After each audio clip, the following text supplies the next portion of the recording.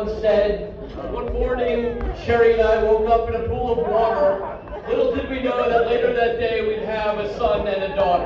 And it has nothing to do with this wedding, but I thought it was a cool speech at his bar mitzvah, so I figured I'd roll with that one again. It worked once, it should work again, right? I can think, right? We're good. So, I guess the only appropriate way to start this speech, we should write it like a woman's tennis press release, right? Because it's Brian. Should we do that? Okay. A couple of girls came to score at Brian's wedding, but his friends were total deuces. They did not find love. The girls will be back in action at Canisius on Saturday. Forever a Bull. This is a very tough speech to give. Janine, I am supposed to stand up here and tell you all the reasons why you should not marry Brian. That he was far and away the least cool person in his own family growing up. And that is totally true. But the pandemic kind of screwed that up, and you married him like a year ago anyway. So, I mean, my advice is kind of long gone now, but now you've come to your senses and you're moving to Michigan like 300 miles away.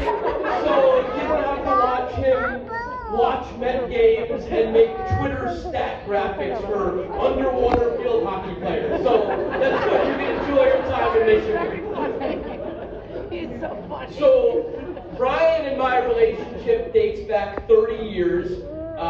He was the new kid at school.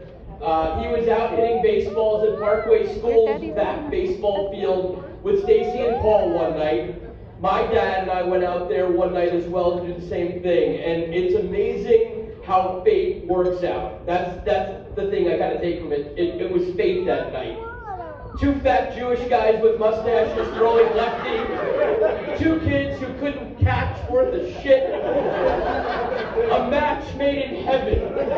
We were together and together forever. A perfect pair. A friendship started to blossom.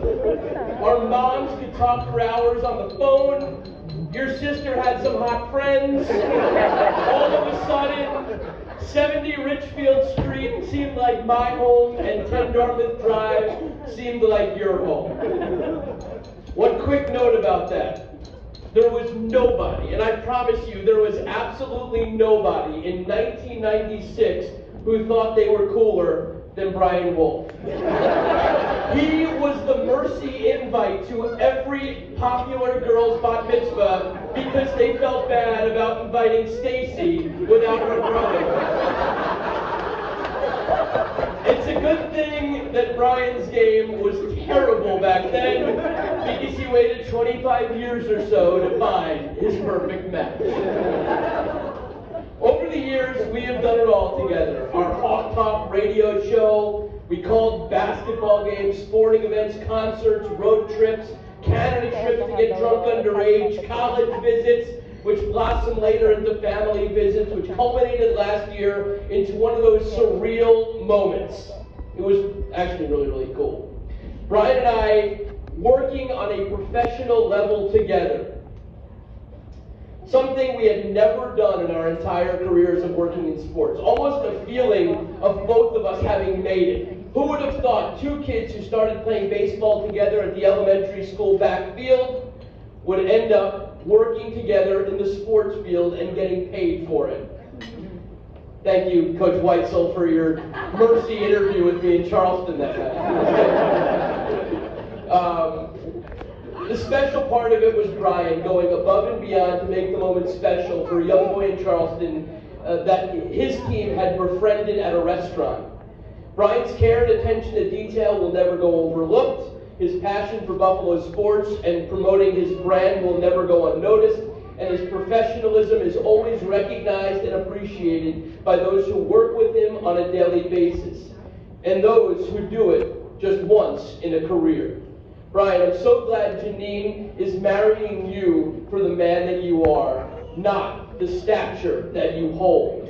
It's not every day that you get to marry a guy who sits on the board of trustees and serves on the architectural review board for a bunch of 80-year-old Apakakas in a townhouse community in Buffalo. A resume builder for one day running for the board at Del Boca Vista.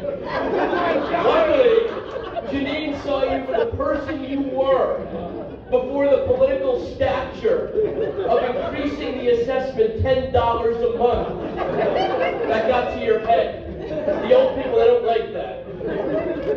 In all reality, I've never seen Brian as happy as he is with you, Janine. You can drink him under the table. Because he's a white boy. You can challenge him to be better, and you can certainly be better than him on the golf course. With the love you guys have for Madeline and being aunt and uncle, if you decide to have children one day, they will be the luckiest kids in Western New York to have your care and compassion for each other, for children, for family, and for the world that you live in. They say this is the first day of the rest of your lives. Luckily, you already know your marriage is solid, so it's a good excuse to just kind of get drunk and have a great night. All the best to a wonderful life together, to health, to wealth, to happiness and love, all of which you already have because you have each other. Raise your glass to toast the wolf pack. The lion.